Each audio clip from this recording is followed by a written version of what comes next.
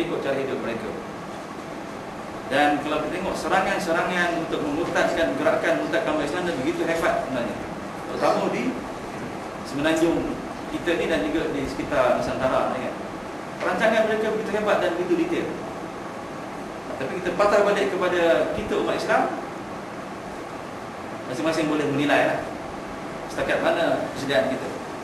Itu lagi senang counter attack, belum lagi kewajipan kita menyampaikan Rasulullah Allah SWT, menyampaikan Rasulullah SAW, perjuangan yang penting, yang menjadi perjuangan yang menjadi perwakilan waris, yang menjadi kita menjadi waris kepada para anbiya.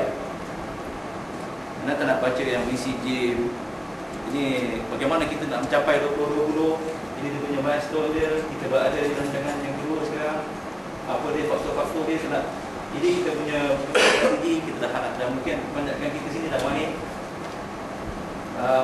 matlamat Al-Jim 2, apa dia, kemudian ada 4 perkara teras di dalam bagi mencapai kawasan 2020 itu. Ada 4 yang teras, dan aktiviti ataupun amanah yang dibagikan kepada jabatan dakwah di luar sini berada di teras yang kedua, sokongan masyarakat, membina dan meluaskan, menumpuhkan sokongan masyarakat kepada Islam.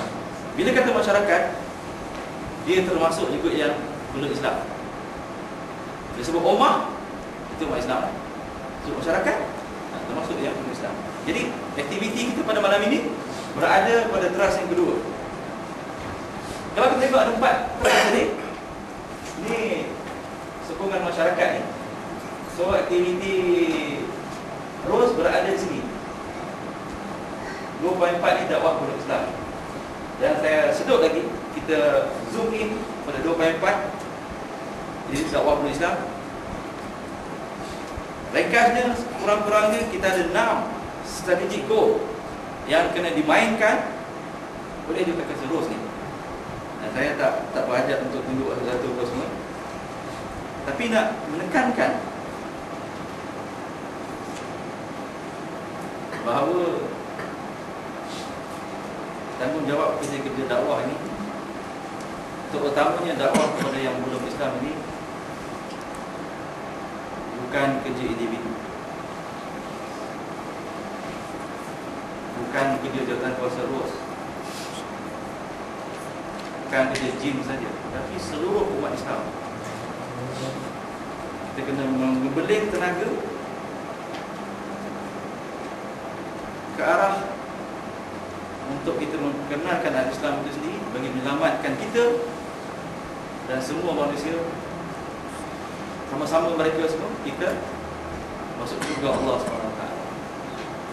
Itu kerja ni kerja yang besar. Ini perjuangan para anbiya yang tidak boleh dipandang enteng, dan kita kena begitu fokus sepatutnya. Walaupun kita rasa mungkin berat, memang berat, tapi kita kena memulakan gerakan ini. Jadi di antaranya pada malam ini kita buat yang kita panggilkan forum ini. Tujuan utama kita buat forum ini adalah untuk berkongsi bagaimana kita nak memecahkan kebutuhan.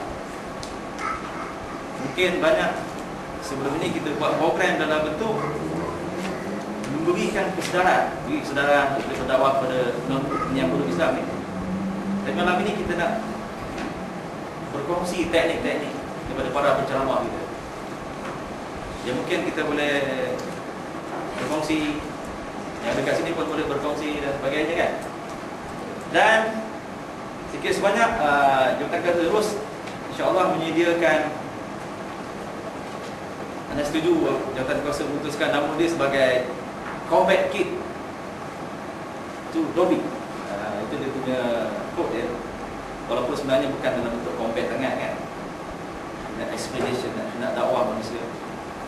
Dobi, dakwah orang belum Islam. Di dalam Combat Kit itu ada dalam bentuk CD, ada lebih kurang dalam version yang terkini lebih kurang ada dekat 4.2 gig, dalam bentuk ceramah-ceramah, dalam bentuk debate, dalam bentuk penerangan, ada etika dalam tu, MP3 pun ada. Kita akan edarkan Walaupun kita sebenarnya bercadang untuk menyediakan banyak lagi salinan CD dan juga ethical supaya kita boleh balik, kita boleh edarkan, tapi dalam masa yang singkat ini kita belum mampu lagi untuk menyediakan banyak. Satu je nanti mungkin balik boleh pergi dan sebagainya. Tapi kalau nak lagi, ada lagi dalam beg saya tu lebih kurang dalam, ada lagi sekitar 30-40 lagi salinan. Yang ini tujuannya bahan bantuan kita lah. Sekurang-kurangnya kita dapat memberikan bahan ini secara percuma kepada non-Muslim di sekeliling kita lah, kawan kita kan. Dan kita sebenarnya telah menapis juga lah, bahan itu tidak terlalu orang kata dia bukan dalam bentuk menyerang tangan, lebih kepada menerangkan kan, lebih kepada menerangkan banyak bahan tu. Ada bila tengok ceramah-ceramah daripada yang saudara kita yang Allah kurniakan hidayah ni, terutama mereka-mereka yang hebat dari segi dakwah ni, Masya Allah, mereka hebat sekali. Contoh macam Syakiri, Ibn Jaisun, kita namakan siapa saja mereka. Yang tadi yang kita share tadi, Ustaz Johannes, Ustaz Hafiz, kisah dia Masya Allah, kita hebat sekali punya dakwah dia. Yusuf Estem dan sebagainya. Kita dapati di antara benda yang mereka beri amaran kepada kita kan? Dia kata kalaulah mereka mati dalam keadaan yang kafir, di akhirat nanti orang yang akan mereka dakwa ialah orang yang mereka kenal ketika di dunia ini. Kenapa orang ini tak sampaikan agama Allah kepada mereka? Kenapa tidak menyampaikan dakwah?